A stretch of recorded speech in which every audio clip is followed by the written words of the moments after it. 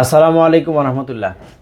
বৈষম্য বিরোধী ছাত্র আন্দোলনের সময় যে 53 বাংলাদেশি দুবাইতে আটক হয় এবং তাদের বিভিন্ন মেয়াদি যে সাজা প্রদান করা হয়, তারা তো আলহামদুলিল্লাহ মুক্তি পেয়েছে। সেজন্য বর্তমান অন্তর্বর্তীকালীন সরকার এবং তাদেরকে অভিনন্দন জানাচ্ছি।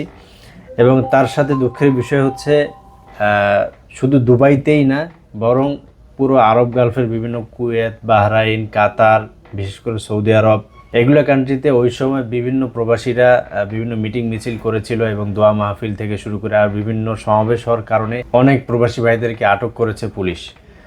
তো এবং আটক করার পরে বিভিন্ন মেয়াদি তাদের সাজা প্রদান করা হয়েছে এবং তাদেরকে বিভিন্নভাবে হয়রানি, এবং তারা অনেকে জেলেও আছে, বর্তমান অনেক হয়রানির শিকার হচ্ছে। কিন্তু আসলে দুবাইটা সাজা প্রদান করেছে এবং সেটা সংবাদ মাধ্যমে আসার কারণে অনেক সেটা হাইলাইট হয়েছে। কিন্তু সৌদি আরবেও আপনারা জানেন, প্রায় 16ই আগস্টে সৌদি আরবে মাহাইলের দিকে বৈষম্য বিরোধী ছাত্র আন্দোলনে যারা নিহত হয় তাদের দোয়া এবং মাগফিরাত কামনায় একটা দোয়া মাহফিল হয়েছিল। সেখান থেকে দোয়া মাহফিলের শেষে 8 জনকে আটক করা হয়। সে 8 জনকে কিন্তু এখনও পর্যন্ত ছেড়ে দেওয়া হয়নি। তাদের পরিবার থেকে চেষ্টা করা হয়েছে, পুলিশের সাথে যোগাযোগ করা হয়েছে, কিন্তু তাদেরকে এখনও কিন্তু ছাড়েনি।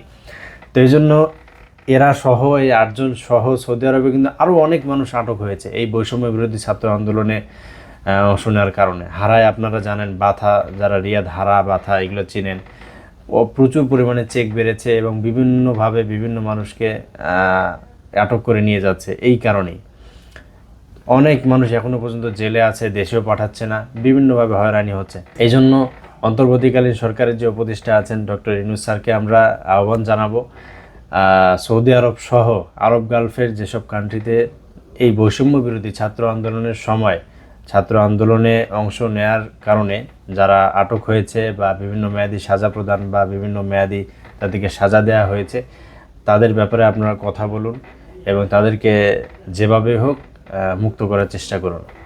এটাই হচ্ছে আমাদের দাবি। দুবাইতে আসলে বিষয়টি হাইলাইট হওয়ার কারণে ওটা খুব তাড়াতাড়ি করা গেছে, কিন্তু বিভিন্ন আরব গালফের আর বিভিন্ন কান্ট্রিতে আরও অনেক মানুষ আটক রয়েছে। এই বিষয়টি আশা করি আপনারা নজরে আনবেন এবং এই বিষয়টি নিয়ে কাজ করবেন। ভালো থাকবেন, সুস্থ থাকবেন এবং আমাদের সাথেই থাকবেন। আসসালামু আলাইকুম।